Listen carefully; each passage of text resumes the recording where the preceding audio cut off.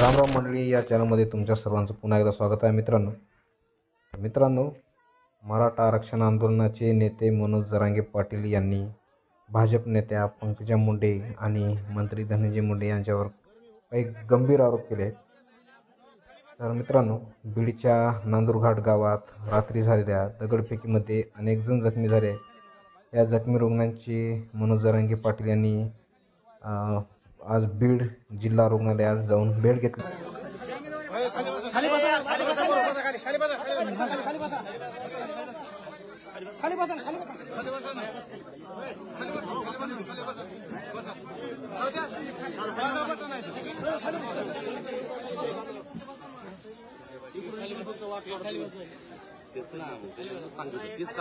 शिंदेवाडी येथील ही सर्व दृश्य आहे.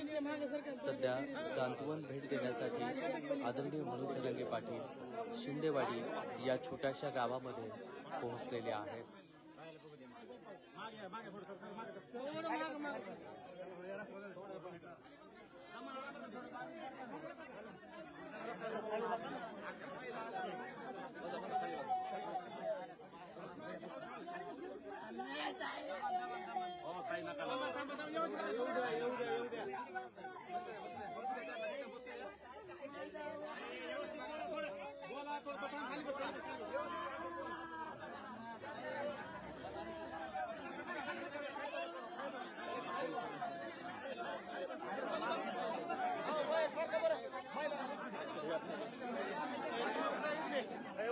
यावेळी माध्यमांशी बोलताना मनोज जरांगे पाटील यांनी भाजप नेत्या पंकजा मुंडे आणि मंत्री धनंजय मुंडे यांच्यावर काही गंभीर आरोप केले आहेत. ते असं म्हणतात की मला सुद्धा धमकी देत आहेत, किंवा बघून घेतो, किंवा कचाटीत ती तुला दाखवतो, किंवा जरांगे पाटलाला बीडमध्ये येऊ द्यायचं नाही असं म्हणत आहेत. आता जरांगे पाटील म्हणतात की आता तर मी रोज बीडमध्ये येणार आहे. दोघं बहीणभाऊ कार्यकर्त्यांना माझ्या विरोधात पोस्ट टाकायला लावत आहेत, असे गंभीर आरोप मनोज जरांगे पाटील यांनी हे केलेले आहेत. तर मित्रांनो, जरांगे पाटील यांचे मुंडे बहीणभावावर कोणते गंभीर आरोप केले आहेत? तर जरांगे पाटील म्हणाले की उपोषणाला नाव ठेवलं त्यावेळेस विरोध केला, पण एकदाही म्हणलं नाही की पंकजाताईला पाडा किंवा महाविकास आघाडीचा कोणता जो कोणी थांबला आहे त्याला पाडा. पण हे आम्हाला माहीत आहे की वेळ निघून गेले की हे असंच होणार आहे, हे त्यांना माहीत होतं, असंही जरांगे पाटील म्हणले.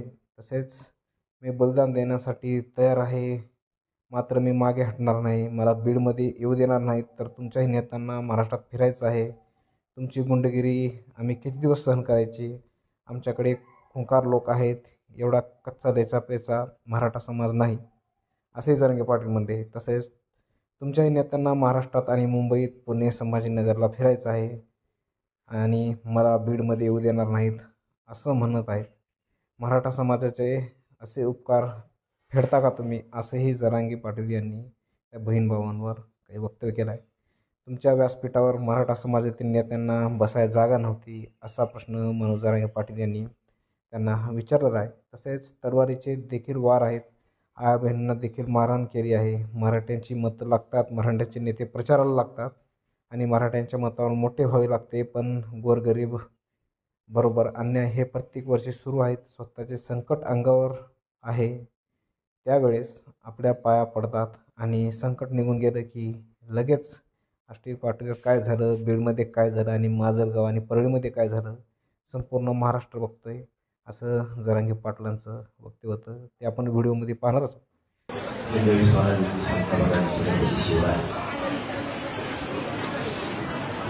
सद्गुरू नारायण बाबा यांच्या चरणी नतमस्तक होतो.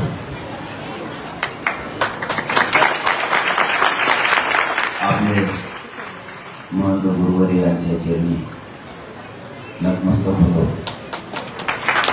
आणि आपल्या वांगी गावातील जमलेल्या तमाम मराठा बांधवांना माझा मानाचा देश. मला वाटलं 300 लोक असतात.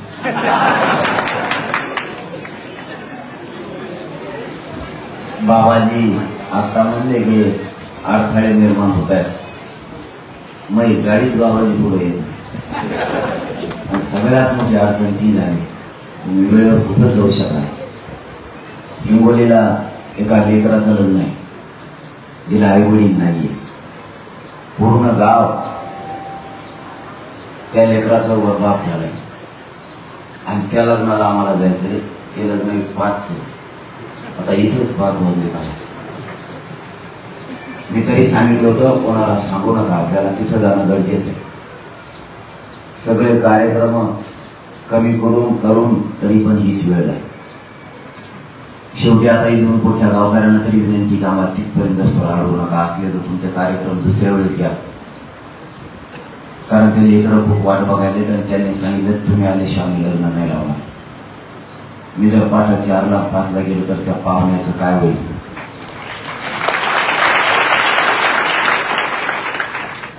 बाबाजींचं दुसरं म्हणणं होतं की समाजाची माया तुमच्यावरती खूप आहे, तुम्ही पण समाजावरती माया घ्या.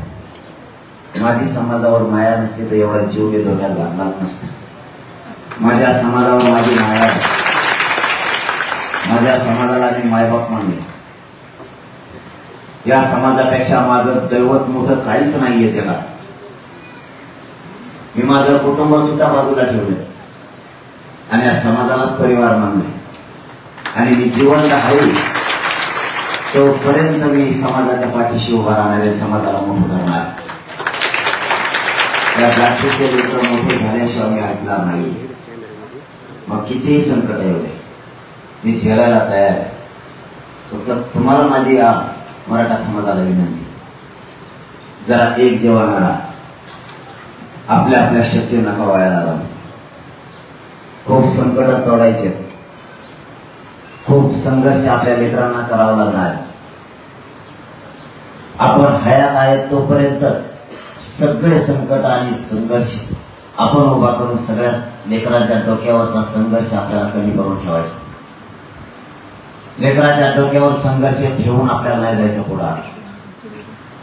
आपण जिवंत आहेत तोपर्यंतच आपल्या लेकरांना काय पाहिजे त्या आयुष्याचं द्यायचं. नुसतं आरक्षण एकटा विषय मराठा समाजासमोर नाहीये. अनेक संकट आपल्या लेकरासमोर उभा आहे, अनेक संकट आपल्या समाजाही समोर उभा आहे. तुम्हाला एकमेकाच्या मदतीला जावं लागणार. तुम्ही या गावातून त्या गावाच्या, त्या तालुक्याच्या किंवा त्या जिल्ह्याच्या मदतीला जर नाही गेला, वेळ तुमच्यावर सुद्धा येणार. सुट्टी कोणाला नाही. माझा सांगण्याचा उद्देश एवढाच आहे, स्वतःच्या जातीसाठी सगळे एकत्र येते.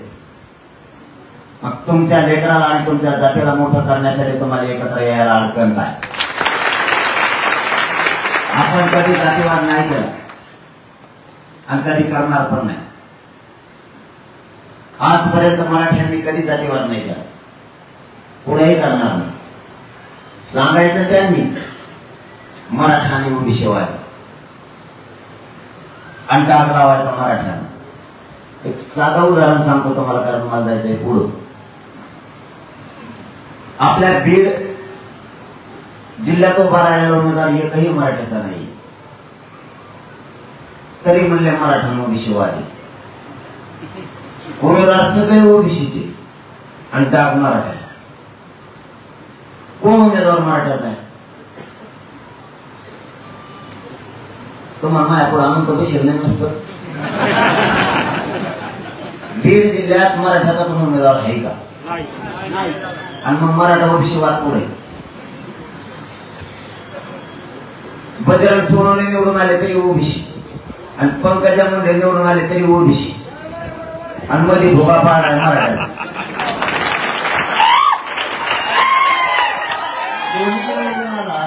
तरी ओबीसीचाच येणार. ओबीसींनी मतदान करून बजरंग सोनवणेला जरी निवडून आणलं तरी ओबीसीचा, आणि पंकजा मुंडे निवडून आणलं तरी ओबीसीचा. आमचा भुकटा पाडायला कमी सुरुवात केली. मराठा ओबीसीवाद हाय पुढे आमचा माणूसच नाही. मराठ्याने कोणाला मतदान केलं तरी ओबीसीचाच निवडून येणार. तुम्हाला काहीच कळलं नसतं. आताशी मुंगे आल्यात तुमच्या डोक्याला मी काय लफडं सांगायला लागलाय म्हणून. हे सत्य आहे. तरी पण बदनाम राज्यात मराठा केला जातो. मी तुम्हाला आधीच सांगितलं होतं, मी आलोय म्हणून जातीवाद नाही. मी यायच्या अगोदर नव्हता का? मी मराठ्यांच्या चळवळीत येण्याच्या अगोदर वाद नव्हता का? मी आलोय कोणता जातीवाद केला? मला एक उदाहरण दाखवा की मी गाव खेड्यातल्या एखाद्या ओबीसी बांधवाला दुखवलंय म्हणून, एखादा गाव खेड्यातल्या ओबीसी बांधवाला मी त्रास दिला किंवा त्याला अपमानजनक बोललो. एक दाखवा, एक मात्र खरंय, वरचे मी सोडले नाही तर सोडणार सुद्धा.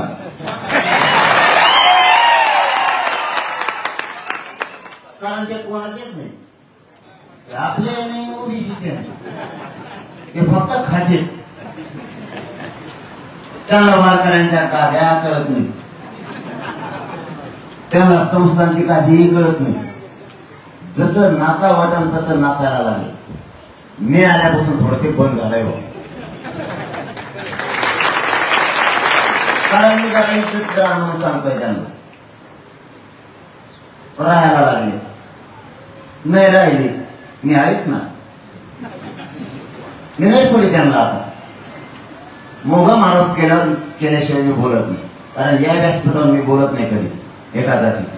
पण सप्ताह झालाय 12 वाजता.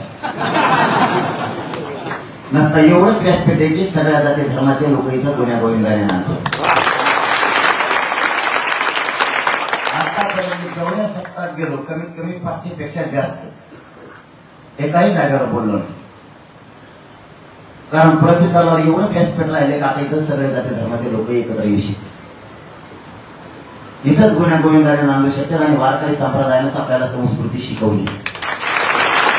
त्या वारकरी संप्रदायाचा आपण शिष्य, त्याचे नियम आपण सगळे पाळले पाहिजे. ती जबाबदारी वारकरी संप्रदाय शिष्य म्हणून आपलीची, आणि ती मी पूर्ण पाळतो. पण आता सप्ताह होऊन गेलेला आणि तुम्ही लय मोठ्या संख्येने, तुम्ही मला दुसरीकडे भेटत नाही. सध्या तुम्ही मला 2च जागेवर भेटत आहे, एक लग्न आणि दुसरी सत्य. मी आधी सध्या नुसते लग्न सत्य केलं, मी ते सोडित नाही. कारण मला माझ्या समाजाला मोठं करायचं मला येड लागले आहे. माझ्या समाजाचे लेकर मोठं करण्याचं मला येड लागले आहे. आणि ते मी करणार. म्हणत होते नाही सगळे ओबीसीतून मराठ्यांना आरक्षण मिळू देणार नाही, म्हणले नाही. मला असं घाबरलं. तुम्हाला सांगतो तुम्ही लय मोठे जमला म्हणून सांगतो. तुम्ही इतके जमले की इकडे बसायला लागा. पाठीमागचं याला मिळालं नाही, पण एवढी शिस्त मी पहिल्यांदा बघितल्या नाही. शिस्त नाही दिसलं ते पाटल्या म्हणते पुढच्या कोणते जर निवांत बरायला म्हणत असताना आवाज येतो ना आपल्याला ऐका. म्हणजे खरंच आदर्श घेण्यासारखं आहे. गपची भेव भरायला त्यांच्या मागं भेव पाहिजे लोक. नाही तर आता बघा आमचं तिकडे असतं ना, त्यांना गोटे गाठे बाटल्या आणून खाली बसलेच असतं मागच्या. कारण मला खूप शांतता दिसते. ओबीसीतून आरक्षणाची मागणी मी सुरुवात केली. झोपलं काय ते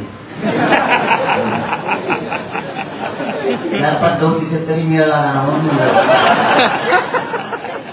माझ्या झोपत नाही शक्य. कारण मराठ्याचे लेकर मोठे करायला गेलं, झोपून काय करते, झोपलेले जागे केले नाही. मला म्हणायचे ओबीसीतून आरक्षण मागून. म्हणलं का मग? ते म्हणजे दंगली होत्या. दंगली ओबीसीतून जर आरक्षण मागितलं तर दंगली होत्या. गोडीत सांगितलं बरं का, दादा घरी पाहता गेला आपल्याला जमत नाही. गोडीत सांगितलं ते म्हणजे नका मागू ओबीसीतून आपलं वरचं घेऊ. म्हणलं वरचं पुढं नाही घेतो, त्यांना दे ना वरचं. कालचं आम्ही घेतो, कारण वरचं माहिती आम्हाला पडत राहणे. वैती आम्ही नागर आणलेली घेतो. ये खाणं फुलं आम्ही नुसती मोटर सुरू करायला जायचो. ते नाही जमणार म्हणलं. ते म्हणजे दंगली होत्या राव, लय बेकारी. म्हणलं हो मला दंगलीच बघायला टाकले असते. मी आणखी बघितल्यात नाही. मराठा गेला ओबीसी झाल्या का दंगली? नाही झाल्या. त्याचं कारण सांगतो तुम्हाला. बहुतेक हे 40-42 वर्षापासूनचा लढाई हे घाबरीत असावे काम करणारा, आणि जे आपले काम करणारे बांधव होते ते दंगल होईल म्हणत मागे सरकत होते वाटत. तुम्हाला सांगतो, या वांगी गावात एखाद्या माणसाकडे 5 एकर जमीन आहे. तुमच्याच भाषेत सांगतो तुम्हाला, 5 एकर जमीन आहे, तुम्ही 2 एकर खाताय, 3 एकर कोणीतरी दाबली. 7 बाऱ्यावर तुमच्या 5 एकर आहे, याचा अर्थ ती जमीन 5 एकर तुमच्या हक्काची. आता तुमचे लेकर मोठे झाले, तुमचे लेकर ऊस तोडायला लागले जमीन असून, पण कालांतरानं तुमची जमीन तुम्हाला सापडली, मोजणी करून दिली की ही 5 एकर तुमची आणि हा तुमचा 5 एकरचा 7 मग तुम्ही समोरच्याला म्हणले माझ्या ताब्यात 2 एकर आहे, माझे लेकर उपाशी मरायला लागले की माझी जमीन आहे, माझे 3 एकर दे. ज्याच्या ताब्यात होती तेव्हा म्हणायला लागला तो जर ही मागितली तर भांडण होईल, नाही मग दंगल होईल. काय ना खेळ. मग आता तुम्ही ते घेणार का सोडून देणार? तसाच केला मग मी आरक्षण मराठ्यात हक्का जाईल पाहिजे म्हणलं, हो गेला होईल. दंगल नाही, डुंगल नाही, काय नाही, काय नाही, काय. आता आणखी एक फरक सांगतो तुम्हाला, तुम्ही काय मला पुढे जाऊन यायचा अंदाज दिसत नाही. माझ्या पुढे उभा राहिलं तुम्ही देत मला टाइम झालाय, चला पुढे. आता इतके मोठे लोक इतके थांबले, मी उशीर केलाय, सांगितलेलं बरं. मी निवडणुकीच्या अगोदरही सांगितलं होतं, इथून पाठीमागचे पिढ्याना पारच्या मराठ्यांचे अनुभव आहे. एकदा निवडणूक आली हे मराठ्याच्या चपलासाठी पाय पडत. मतावर होणार मोठे मराठ्यांच्या, सत्तेत जाणार, सगळ्या पक्षात जाणार, हे तुमच्या परळीवाली सगळ्या पक्षात जाणार. हे बोलत नव्हतं त्याच्या, पण सकाळपासून सुरू केलाय ना, कारण त्याने चूक केली ती मी सांगतो तुम्हाला. मी आतापर्यंत एकदाही म्हणलो नाही महायुतीला पाळा किंवा महाविकास आघाडीला पाळा, कोणीच सांगा राज्यातला माणूस. मी एकदा म्हणलो नाही पंकजा मुंडेला पाळा किंवा बजरंग सोनवणेला पाळा, मी एकदाही म्हणलो नाही. फक्त एवढंच सांगितलं आपली ताकद दाखवणं गरजेचं आहे, ताकदीनं पाळा, कोणाला पण पाळा. तरी कालपासून असं सुरू केलंय, निवडणूक होऊन द्या दाखवतो काय दाखवायचे, बाईटच देऊन टाकल्या. काय बाईट दिल्या की विनयला माझ्या मायबाप समाजाला माहीत असावं म्हणून सांगतो. मला माहिती यांच्यावरचं संकट गेले की मानावर काढते, यांना उपकाराची परतफेड करायची माहित नाही. उपकार करणाऱ्याच्या मुंडक्यावर पाहिजेची सवय यांना पहिल्यापासून.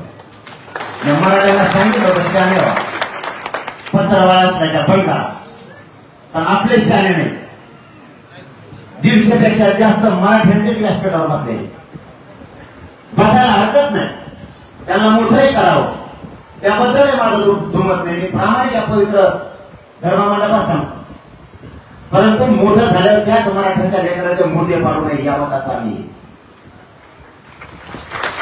आता तुम्हाला सगळ्या मराठ्यांनी मतदान केलं, तुमच्या हातापासून मोकळे झाले, तुम्ही आता लागले सुरू करायला. काल बाईटच दिली, मला गावागावात मराठ्यांनी आली, आता झाली निवडणूक, आता त्याला नाही का यायचं म्हणजे मला. मी कोणत्या मराठ्याला म्हणून आडा म्हणून तिला माझ्या बाईट मग काढून बघा म्हणा, हे योग्य नाही मराठ्यांच्या पोरांना अडवून. प्रत्येकाला लोकशाहीचा अधिकार आहे, येऊ दिलं पाहिजे. आता वेळ गेली, आता बाईट दिली, त्यांनाही गावागावात जायचंय. मग आता मला काय घेणार का? आणि मी उद्यापासून बीड जिल्ह्यातच आता या कोण कोणी.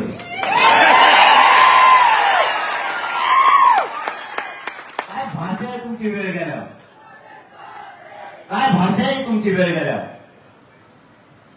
परत त्यांच्या कार्यकर्त्याला टाका सांगितलंय, दोन्ही बहीण भावांनी. भावा तरी आम्ही थोडं चांगलं म्हणत होतो, मी, तुम्ही नाही मला माहित, पण मला तरी वाटायचं तो धनंजय मुंडे जातीवादी नाही, तो मराठ्यांनी केलेल्या उपकाराची जाणीव. बाकीचे उपकार फेडतात, तो माणूस तसा नाही, तो जातीवाद नाही करत, मराठ्यांच्या उपकाराची जाणीव आहे. मराठ्यांच्या बाजूने आणि ओबीसीच्या पण बाजूने. पण परिस्थिती अशी झाली, कार्यकर्ता टाकायला लावते त्या सोशल मीडियाला, लिहायला लावते कथा त्यात सापडली तर जरा याला मारून टाकतो. मला अरे तो आणले ध्यानची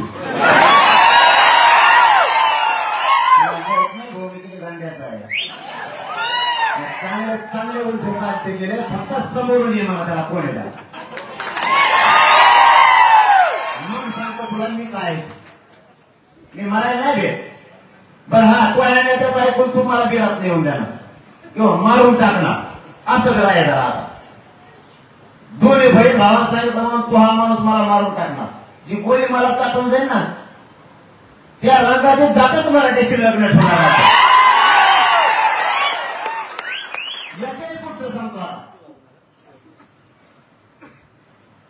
तुम्ही मला येऊ देणार नाही किंवा मला हल्ला करणार, बिरात येणार म्हणून.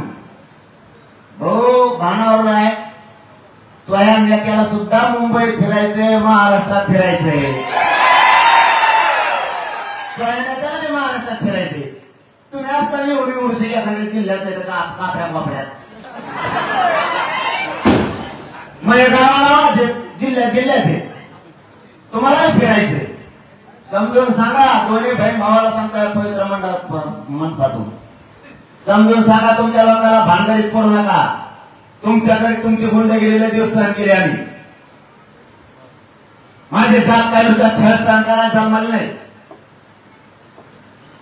आमच्या मराठ्यांच्या आई बापाला आम्हाला जन्म तुमचा अन्याय सहन करायसाठी नाही घातला. तुमच्या अंगात रक्त आहे, आमच्या अंगात का भुसा भरलेला नाही. तुमच्याकडे ज्या गोष्टी आमच्या मराठ्यांकडे आहे त्याला समजून सांगा, वातावरण दूषित नका होऊन देऊ म्हणून. कारण तुम्ही कराल तुमची गुंडगिरी आमच्याकडे बिघाड कमी खुंकार लोक नाहीये. तुम्हाला फिरायचंय, आमच्या जितके निवारे तुमच्या जसे निवार बुद्धीचे, आमचे तसे कडक बुद्धीचे, आमचे नेता आहेत भारतीय. त्यांनी मी बघा घेतलं तरी सोडणार नाही. आणि मी जो एक ते सांगतो मी भेट नाही, कारण मराठ्यांच्या आवाज मी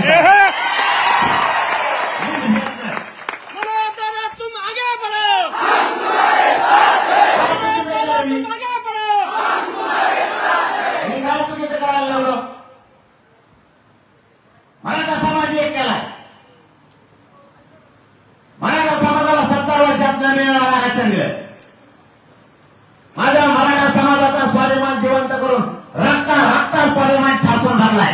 काय चुकीचं केलं मी. माझ्या गोरगरीब मराठ्यांचे लेख आरक्षणापासून वंचित नाही राहिले पाहिजे. तुम्हाला ज्यावेळेस आरक्षण मिळालं त्यावेळेस कोणत्या मराठ्यांनी विरोध केला तुम्हाला. तुम्ही कोणाचं आरक्षण घेतलं आणि कोणाचं खाल्लं एकही दिवस मराठा आजपर्यंत बोलला नाही. माझ्या गोरगरीब मराठ्यांच्या लेकराचं कल्याण व्हायला लागलं. तुमचा का पोटात दुखायला लागलं. का माझ्या मराठ्यांचे लेकर IPS बनवू नये, का कलेक्टर तहसीलदार डॉक्टर त्यांनी बनवू नये. मी जीवाचा संघर्ष आणि जीवाची बाजी लावण्यासाठी लढतोय की माझ्या मराठ्यांच्या लेकरावर वाजी काढलेले मला बघायचे. तुम्हाला का वाटतं मी मराठ्यांचं काम करू नये. आमच्या लेकराच्या मोठेपणे आता या शिंदेवाडीमध्ये आमच्या मराठ्यांच्या लेकराची आत्महत्या झाली. तुम्हाला नाही जाणीव द्यायची.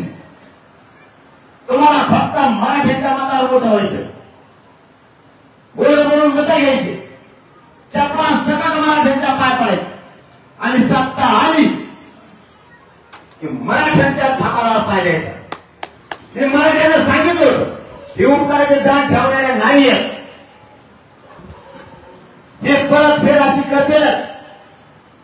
त्या नंदुरबारला का हल्ला केला, त्या परळीमध्ये हल्ला केला, आस्तीत पाटोद्या बीड मध्ये काय काय होतंय. मराठा समाज बारीक लक्ष ठेवणे. तुम्हाला वाटला सर मराठी भेले का घाबरले. अशी खतखत तयार झाली राज्यात मराठ्याचा भाग. दोघा बहीण भावा सांगतो शांत करा समाजाला तुमच्या नसता उठवली कधी बाहेर. मराठी सहन करायच्या परिस्थितीत नाहीये दादा. लाखांना फोन यायला लागलेत मला. लाखांनी सांगतो तुम्हाला रात्रंदिवस रिंग बंद पडत नाही फोनची. काय नाही आपण सहन करायचं आपल्या लोकांनी. मी जाहीरपणाने सांगतो त्याला दोघा बहीण भावाला थांबायचं सांगा. एकदा जर मराठ्यांनी मनावर घेतलं तर थांबायचं नाही. समजून घ्या. भ्रमात नका राहू. आमचं कोण काय करीत नाही. शेवटी आमच्या लेकराच्या मानेवर तलवार पडायला लागल्यावर मराठ्यांचा बाप सुद्धा स्वतःचा आत्मा खोल गांभीर्य आहे. शेवटी आम्हाला पर्यायाने आमच्या डोळ्याला आम्ही मुर्दा नाही बघू शकत. बघा तुम्हाला भानावं लागतं येत असतील तर. आणि 100 चुका होऊ मिळणार आहे. कारण आमची मराठ्यांचे खानदान दमदार आहे. उतारी नाही. आम्ही 100 चुका होऊ देऊ.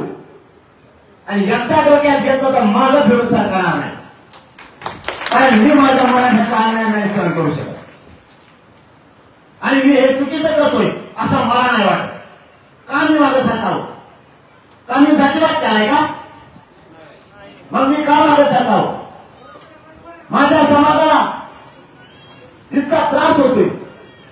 तुम्ही मागं वळून बघा. मुलीला शाळेत जाताना त्रास होतोय. मुलांना शाळेत जाताना त्रास होतोय. तुमच्या लेकराला आम्ही मराठी कधी दिला का? तुम्ही 5 पिढ्यापासून निवडणुकीत उभा राहता. मराठीकडे म्हणलं का तुम्हाला निवडून द्यायचं नाही म्हणून. पण तुम्हाला ही उपकाराची अशी परत फेड करायची पहिल्यापासून सवय. आम्हाला वाटलं होतं यावेळेस तुमची मोडल. आणि जे शेकडो मराठी आणि मराठ्यांचे नेते त्यांच्या व्यासपीठावर बसले होते ना, हे त्यांचा अपमान आहे. कारण तुमची जात ते संपायला लागले. ही तुमची हार आहे मराठ्यांच्या नेते. तुम्ही तिथं बसता. तुम्ही बसू नये मताचे आम्ही नाही. पण ते त्यांच्या जातीच्या मदतीने जाते. 17 पक्षामध्ये ते कुठूनही त्यांना सत्तेतच जायचं. आणि सत्तेत जायचं मराठ्यांच्या मतावर. आणि सत्तेत गेल्यावर फक्त जात सांभाळायची. त्यांच्या व्यासपीठावर बसणाऱ्या शेकडो मराठ्यांनी सुद्धा जातीच्या बाजूने उभा राहायला पाहिजे. तुम्हाला मराठ्यांना शेकडो त्यांच्या व्यासपीठावर बसणाऱ्यांना सांगतो, जात जर संपली तुम्ही संपला म्हणून समजा. आणखी तरी बेसावध लोकांना सावध व्हा. तुम्हाला त्यांच्याकडे झाडूनच घ्यायला राहावं लागणार. तुम्हालाही मानून त्याचे माझं म्हणणं नाही आपण एकमेकाच्या अंगावर दांडे घेऊन जावं. पण ते ऐकतच नसतील. प्रत्युत्तर मात्र मराठ्यांना स्वसंरक्षणासाठी करावंच लागणार. आणि तुम्हालाही सांगतो उघड्या डोळ्याने अन्याय बघू नका. एकमेकाच्या मदतीला जायचं शिका. नसता तुमची सगळ्याचा नंबर मग येणार.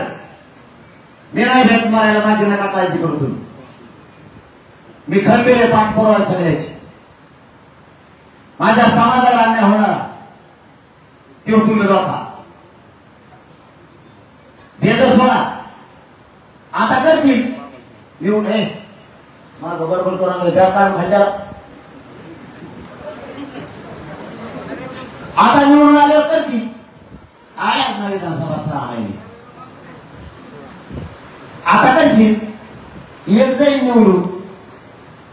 बाकीचे भजे तळायला लावलं पाहिजे. मग मला नंतर छान होणार. तुमच्याच पक्षाचा असू द्या तरी पण. कारण किंवा मी बघतोय काही त्यांच्या व्यासपीठावर बसताय. सांगतो ना त्या धर्म मंडपात खरं काही. कालपासून मला फोन लावायला लागले.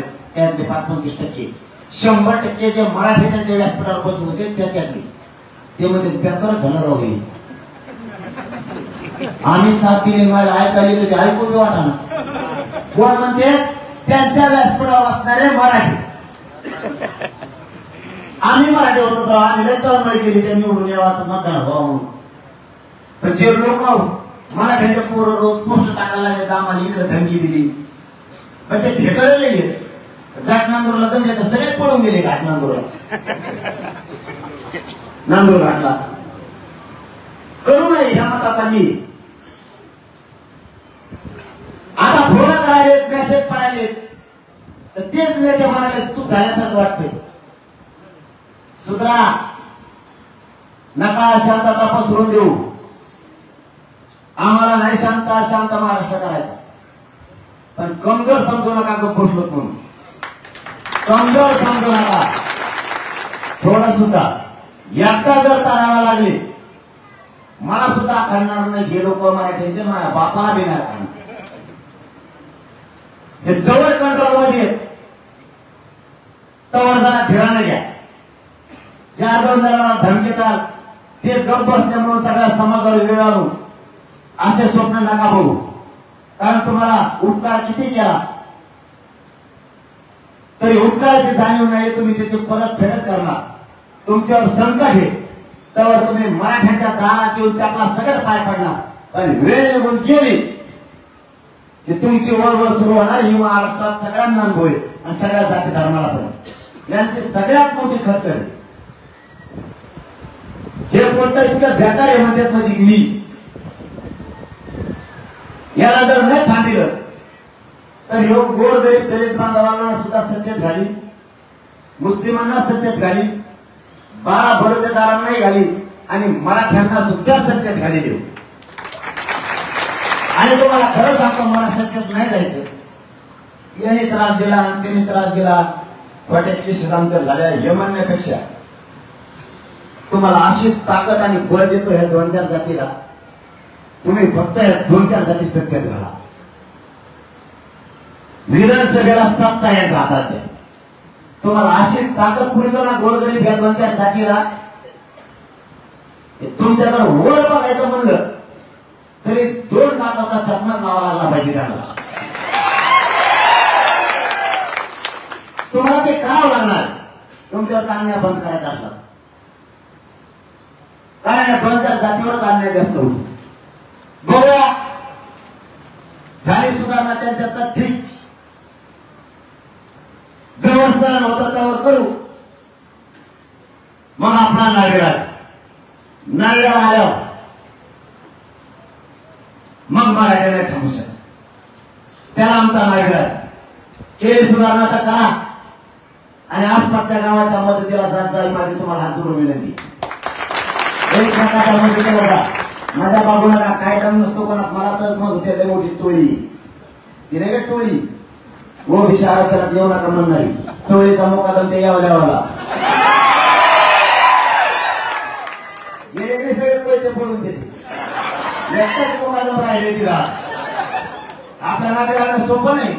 ते बघायचं तर बघत असतो. तुम्हाला वाटत असं ताकदवर आहे. अख्खी फळी मराठीची ग्लास पिढाव. तुम्हाला सांगतो मी जर प्रतिडाव टाकला ना यांची लय भजी ती काही असं शाने मराठ्याचा अन्याय बंद करा. जाहीर सांगतो या मागे गावात माझ्या मनात तुमच्याविषयी आणखी द्वेष नाही. मराठ्यावर होणारा अन्याय दौरा पाहिजे मागणे बंद करा. मी जर प्रतिडाव टाकला मान आवेला तुम्ही तुमचा धनदान मराठी तुम्ही तुमचं बघा. मी आधी नाही मध्ये नाही भाऊ दोघांचे. कारण मी काय मुख्यमंत्री पंतप्रधान आहे का काय. पंतप्रधान तुमचे एक झोपेला व्हायचं महाराष्ट्रात वराड्या गाड्या घेऊन आले. इथं पद्धती सकाळी सुरू त्याला म्हणतात मराठ्याचा दर. हा बायांनाही वाटत सध्या वाटा नाही. निवडणूक झाली त्यांना वाटलं आमचं झालं सगळं. आता आमचं कोण काय करतो होईल सगळं. ते सध्या दहशत पसरायला लागले. याला एक दगड आण याला एक चापट आण त्याच्या टंगडे टंगडे होते हो चाळीस पळून गेले त्या नांदूर घाटसाठी. मराठी बघत असतात. मराठीला दमदार आहे तुम्हाला चांगला माहिती. बघू तोवर बघू इथे टंगड्या होती तेही बघू. मी मात्र मराठ्यांच्या लेकराचं वाटवत नाही. बघा आपण आयुष्य समाजासाठी अर्पण केलं. तुम्हाला माझा शब्द आहे मेलं तरी तुमच्या लेकराला मोठं केल्याशिवाय यांचं मी माझं सरकार नाही. काय यांना काय करायचं करू द्या. मला नाही करायचं कोणाचं असतं संरक्षणाची. हे काय हल्ला करतात माझ्यावर तेही बघतो. कोण करतात तेही बघतो. माझं संरक्षण करायला माझा 6 करोड मराठा समाज खंबीर आहे. मनोदादाचा बाले किल्ला बीड जिल्हा मनोदादाचा बाले किल्ला बीड जिल्हा मनोदादाचा बाले किल्ला बीड जिल्हा फेसबुक नाही त्यांना हो द्या. यावेळेस काय झालं असेल ते नाही माहित. म्हणलं नको विरोध करायला. आता जरी यांनी असं सुरू ठेवलं तर विधानसभेला बघतो त्यांच्याकडे